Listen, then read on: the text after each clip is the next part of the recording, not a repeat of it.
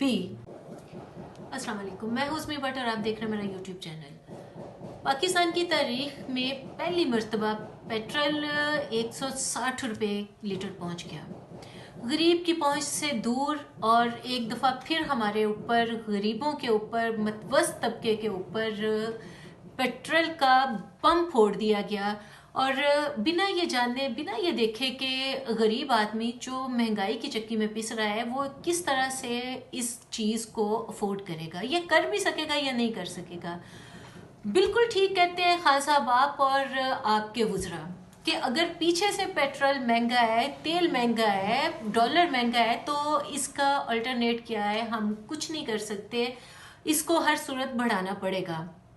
लेकिन खान साहब, एक सवाल है आपसे कि अगर ये सब कुछ करना पड़ता है, उन वुज़रा से सवाल है कि अगर आप लोग कहते हैं कि इसका कोई मुतबादल चीज़ हमें चाहिए, तो वो तो ढूंढनी आपको है उन कुर्सियों पे, और इस कुर्सी में बड़ा फ़र्क है। वहाँ पे बैठ के आप बातें कर सकते हैं। अगर इतना है मुश्किल ये काम, तो फिर आप दिन रात, जब दूसरी गवर्नमेंट्स आती हैं तो फिर आप तब क्यों नहीं बोलते? तब क्यों फिर उस तरह की बोली बोलते हैं कि ये कर दो, उसके बिल जला दो, ऐसे कर दो? मैं आपकी मुखालफत नहीं कर रही, मैं सिर्फ आपको बताने की कोशिश कर रही हूँ, आपके सामने ये चीज़ लाने की कोशिश कर रही हूँ कि यहाँ पे गरीब किस तरह से पिस रहा है।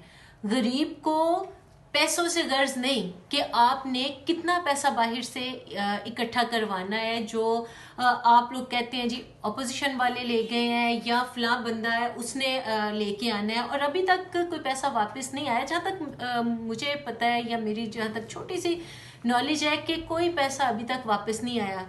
अगर पैसा आता है, या इतना अरसा हो गया आपको ये सब कुछ कहते हुए, करते हुए, फर्क पड़ा है तो सिर्फ और सिर्फ महंगाई के ऊपर। ठीक है, आपकी बात बिल्कुल ठीक है कि पूरी दुनिया में महंगाई है, लेकिन आप ये बात क्यों नहीं सोचते, क्यों नहीं समझते? पूरी दुनिया में महंगाई है, लेकिन वो लोग इस चीज़ को अफोर्ड कर सकते हैं। वहाँ पे डॉलर का रेट क्या है, यहाँ पे रुपए का रेट क्या है? रुपया आजकल, पहले कभी रुपये में अगर कोई बात होती थी, 100, 50, 500, 1000, इसकी कोई वैल्यू थी। आजकल आप मुझे बताएं कि अगर टमाटर ले लें तो वो 100 में बात करता है, प्याज ले लें 100 में बात करता है, 100 नहीं, 100, कई 100 में के टमाटर मैंने खुद से देखे हैं 700 तक जाते हुए। अब एक गरीब मुल्क की आवाम किस तरह से मुझे बताएं कि वो इस चीज़ को अफोर्ड कर सकती है? फिर दूसरा, महंगाई कंट्रोल में नहीं हो रही, और आप दिन ब दिन आ जाके पेट्रोल उसको महंगा किए जा रहे हैं। गरीब को क्या चाहिए? गरीब को सवारी अगर उसके पास है तो उसमें उसके लिए तेल चाहिए, जो कि उसकी पहुंच से बहुत दूर हो गया है। गरीब को चाहिए रोटी, अगर उसके पास रोटी होगी तो वो आपको दुआएं देगा, या वो और उसके बच्चे चैन की नींद सोएंगे। लेकिन उसके लिए क्या चीज़ चाहिए? आटा, जो कि उसकी पहुंच में नहीं है। गोश्त, इसका तो सवाल ही पैदा नहीं होता। सब्जी भी इतनी महंगी कि बैंगन, जो कोई पूछता नहीं था, जब भी कोई सब्जी पकाने की बारी आती थी तो सारे कहते थे कि ये नहीं पकाना यार, बैंगन नहीं पकाना, कुछ और पका लो। अब वो बैंगन 200, 150, 300, ये कीमत मैंने खुद देखी है।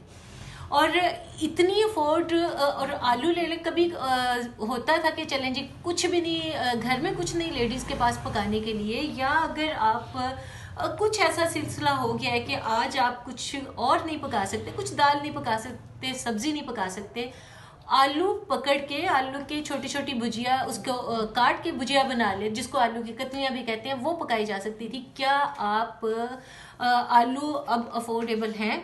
मेरे ख्याल में किसी को भी, आपके बुजुर्ग में से किसी को भी पता नहीं होगा कि सब्जियों का, आलू का रेट क्या है।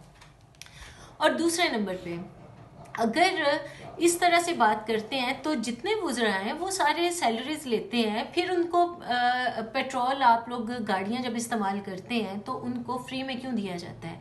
अगर इस पे कंट्रोल करना है तो कुछ ना कुछ इस तरह से सिलसिले करने पड़ेंगे ना कि जो गरीब बेचारा जो आज बाहर चले जाएं, किसी से बात कर लें, हर दुकान पे, हर छोटी छाबड़ी वाले ले लें, कोई इस तरह से, मैं मॉल्स की बात नहीं कर रही, वहाँ तो ज़रा तगड़े बंदे चले जाते हैं, और कुछ कभी कभार कुछ हम जैसे भी चले जाते हैं बत्तियां वेखन वास्ते। ते मकसद गल करन दा यह है कि अगर आप कुछ ऐसा नहीं करेंगे, गरीब को रोटी पानी भी, हाँ अब तो पानी भी इस कदर मुश्किल और हो गया है, और इतना गंदा पानी, कहीं पे पानी का इंतज़ाम नहीं है, गरीब बेचारा वही गंदा पानी पी रहा है जो कि आम लोग, चाहे वो किसी भी सियासी जमात के हैं, जो उस पानी को हाथ लगाना पसंद नहीं करते। वो पानी हम जैसे लोग, वो पानी टैप में से या आम इस्तेमाल का पानी वो हम करते हैं, हम इस्तेमाल करते हैं, हम उसे पीते हैं। प्राइम मिनिस्टर साहब, खान साहब, आप कहते हैं कि घबराना नहीं, बस बहुत हो गई है, लोगों की बस हो गई है, लोग अब घबराना चाह रहे हैं, ताड़ी मेहरबानी हमें घबरा लेने दें। सब लोगों को ये समझ आ जानी चाहिए कि अगर बिना घबराए ये सब कुछ हो रहा है तो पता तो चले कि घबरा लेने में क्या हर्ज है। इतना अरसा हो गया आपने कहा कि घबराना नहीं, हम आपके साथ थे, हैं, हम घबरा नहीं रहे, लेकिन अब मेरे ख्याल में लोगों की बस हो गई है। आपको इस चीज़ को सोचना चाहिए, समझना चाहिए कि लोग कुछ नहीं मांग रहे, लोगों को इस चीज़ से गर्ज नहीं कि पैसा बाहर से आ रहा है या नहीं आ रहा, लोगों को इस चीज़ से गर्ज नहीं है कि कौन जेल में जा रहा है, कौन जेल से वापस आ रहा है। लोगों को गर्ज है तो इस चीज़ से कि उनके बच्चे भूखे ना सोए, लोगों को गर्ज है तो इस चीज़ से कि उनकी माएँ, उनकी बच्चियाँ, उनके बीवियाँ, उनके घर वाले सारे वो खुशहाली की ज़िंदगी गुजारें। लोगों को गर्ज है तो इस चीज़ से कि वो 2 वक्त की रोटी इज्जत से कमा के तो खा सकते हैं या नहीं खा सकते हैं। और अगर इसके लिए आप नहीं उनका साथ देंगे, महंगाई का जिस तरह से भी है, आपको उस पर काबू पाना चाहिए, आपको काबू पाना होगा।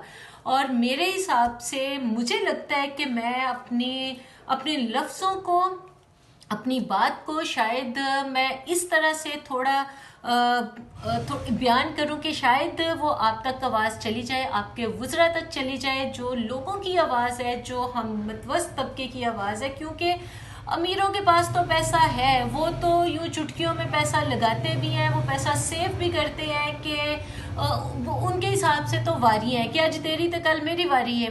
तो लेकिन इसमें पिसता है मतवस्त तबका।